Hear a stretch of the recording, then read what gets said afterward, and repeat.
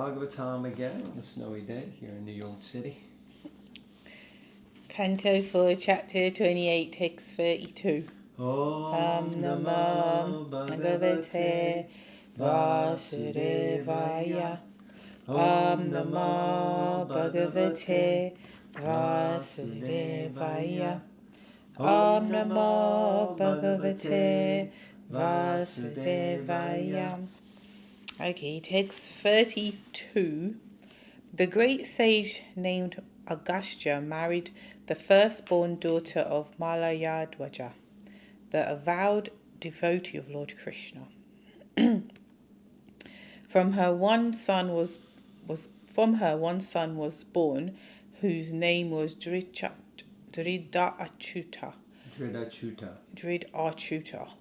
And from him another son was born, whose name was Idmavaha. Where did he get these names from? Well, I'll tell you later.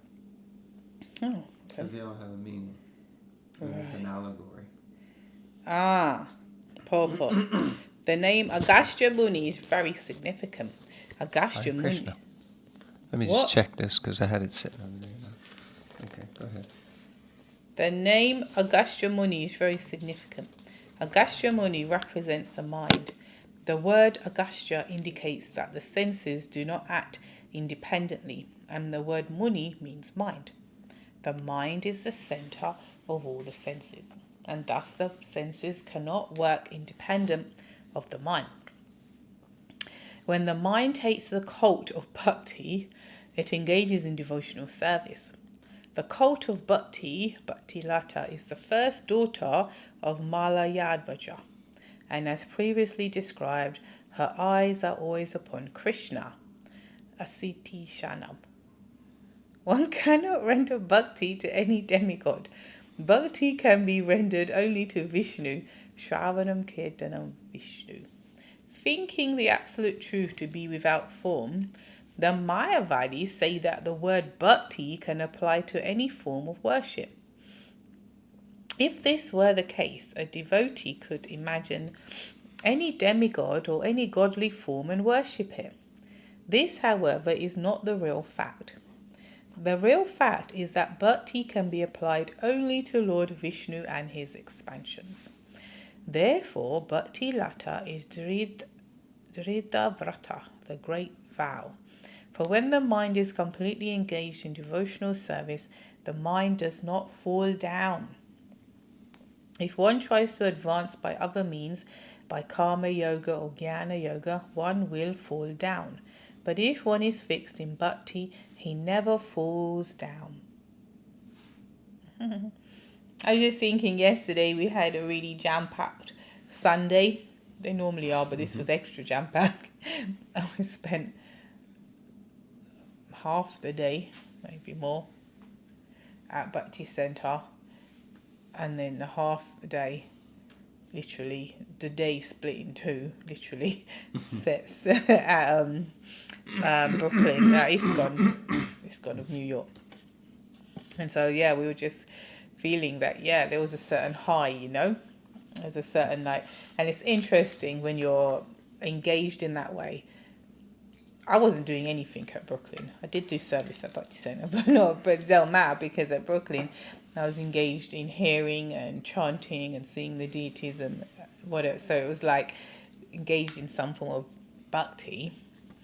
And so, that's what comes to mind when I read this. And it says, fixing the mind and like engaging it, and then nothing else is going to distract you. The mind does not fall down, because that's also true. My mind is constantly falling down, dredging up this and thinking of this and, oh Lord, So, that's what stood out.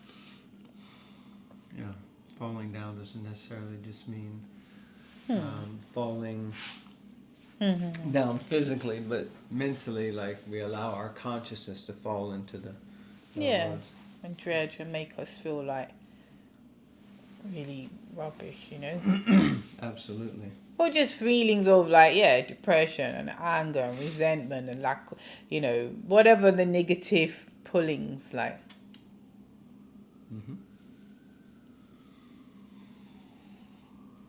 Okay, let's read this last paragraph. Thus, from Bhakti Lata, the son Dhritachyuta is born, and from Dhritachyuta, the next son Idmavaha is born. The word Idmavaha refers to one who carries wood for burning in a sacrifice when approaching a spiritual master.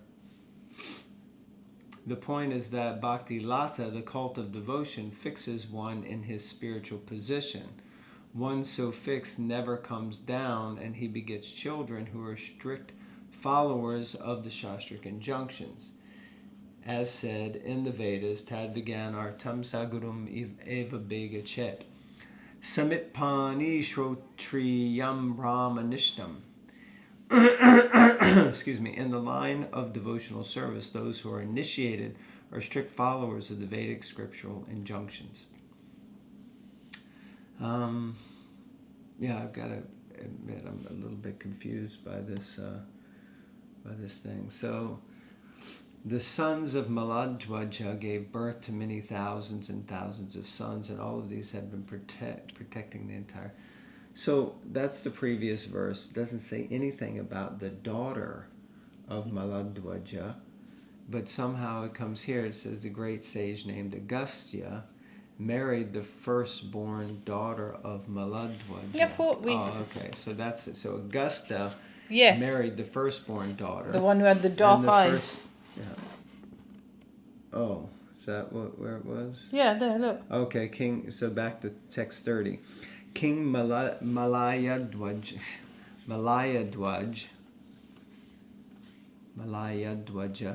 fathered one daughter who had very black eyes. He also had, and she was the one who was attached to Krishna, because she was always seeing Krishna. That's why her eyes were black.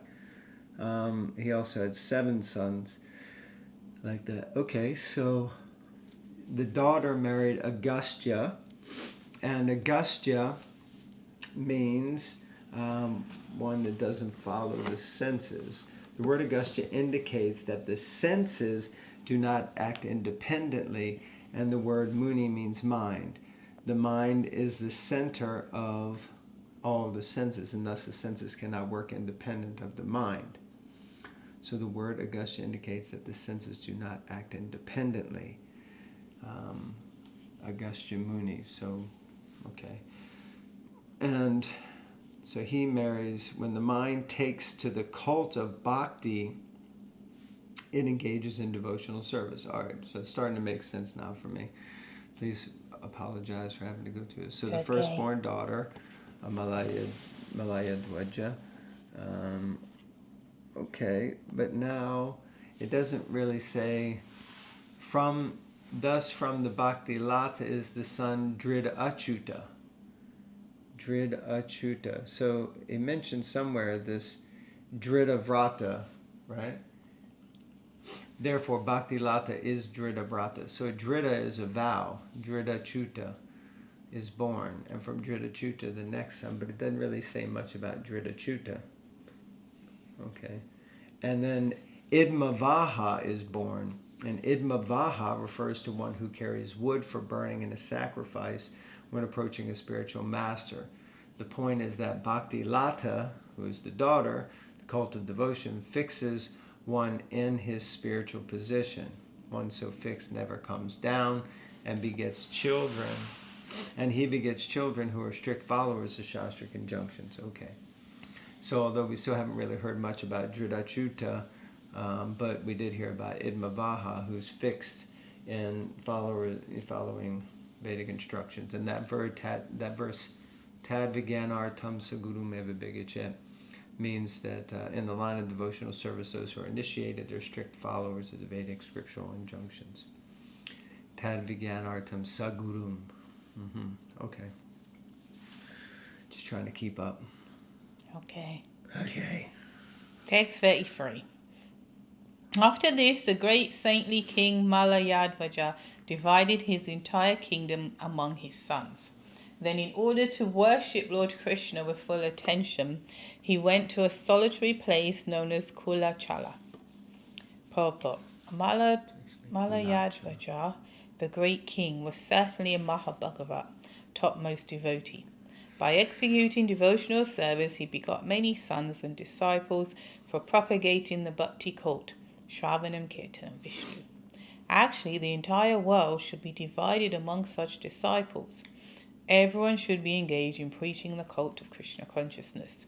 In other words, when disciples are grown up and are able to preach, the spiritual master should retire and sit down in a solitary place to write and execute Nirjana Bhajan. This means sitting silently in a solitary place and executing devotional service. This Nirjana Bhajan, which is the silent worship of the Supreme Lord, is not possible for a neophyte devotee. Srila Bhaktisiddhanta Saraswati Thakur never advised a neophyte devotee to go to a solitary place to engage in devotional service. Indeed, he has written a song in this connection. Dushta mana tumi kishera vaishnava pratishtara dare nirjanera gare tava hari nama kevala kaitava. The translation is, my dear mind, what kind of devotee are you? Simply for cheap adoration, you sit in a solitary place and pretend to chant the Hare Krishna Maha Mantra. But this is all cheating. That was the translation. Thus, Bhaktisiddhanta Saraswati Thakur advocated that every devotee, under the guidance of an expert spiritual master, preach the Bhakti cult, Krishna consciousness, all over the world. Only when one is mature can he sit in a solitary place and retire from preaching all over the world. Following this example, the devotees of the International Society for Krishna Consciousness now render service as preachers in various parts of the world. Now they can allow the spiritual master to retire from active preaching work. In the last stage of the spiritual master's life, the devotees of the spiritual master should take preaching activities into their own hands. In this way, the spiritual master can sit down in a solitary place and render Nirjana Bhajana. It's interesting because when you read that, you think you have the example of Srila Prabhupada, who until his last breath was on the battlefield, as it were, you know. I can't imagine him wanting to. Well, maybe he didn't want to. Maybe he wanted to, but maybe he couldn't go to a solitary place. Maybe sounds like that's what he was doing before he came to the West, in the Radha Damodar temple. In his rooms overlooking Rupa Goswami's samadhi, you know. What an idyllic place. And then, Lord, you know, he came to the West and did anything but sit in a solitary place all the time. Deep devotees, like, I mean, fortunately, this was before WhatsApp and all this other stuff. So, I mean, he had telegrams and phone calls and devotees coming and going. But imagine how much more it would have been. It would have been like a group chat for the Juhu temple, a group chat for this temple there, and then one about these sannyasis and, you know, this problem, Prabhupada, let's just label it such as such sannyasi and this and that. Can you imagine it? It's interesting. Prabhupada is obviously speaking of the ideal, and he tried to create that. And it's kind of interesting, I guess, since being here in New York and getting connected more deeply with the roots and the beginnings of how difficult it was for Prabhupada actually starting it, and the new devotees when they were coming, and also listening to the Lilamrita audiobook recently, and, you know, you just kind of understand the history of, like, how at every step it was all kind of brand new for Prabhupada, and in one sense, although it was 12 years, and a lot happened in 12 years, but every step Prabhupada was empowering people, and he was also, he was trusting that they would get on with it, and then he was just moving on to the next thing. And I guess in one sense, a lot of times things didn't work out, but in one sense, a lot of times things did work out, and that's where we're at now. And Prabhupada really bestowed a lot of trust on the devotees. And there are many places where Prabhupada talks about, handing over. He kept saying, I don't want to deal with all these management headaches. In actual fact, Prabhupada would say like that. He would say, you all should take this up so I can continue translating. And that's what he wanted to do. That was his Nirjan Bhajan. He just wanted to read and translate. And, one might think, imagine if the devotees had been able to really take that up and free Prabhupada up, then, he could have finished, theoretically, the 10th, 11th, and 12th canto personally himself. They have already been finished by his disciples, which in one sense is glorious, that he left that service also for them to complete. But yeah, it's interesting. But when you were speaking and bringing up that point, I was thinking,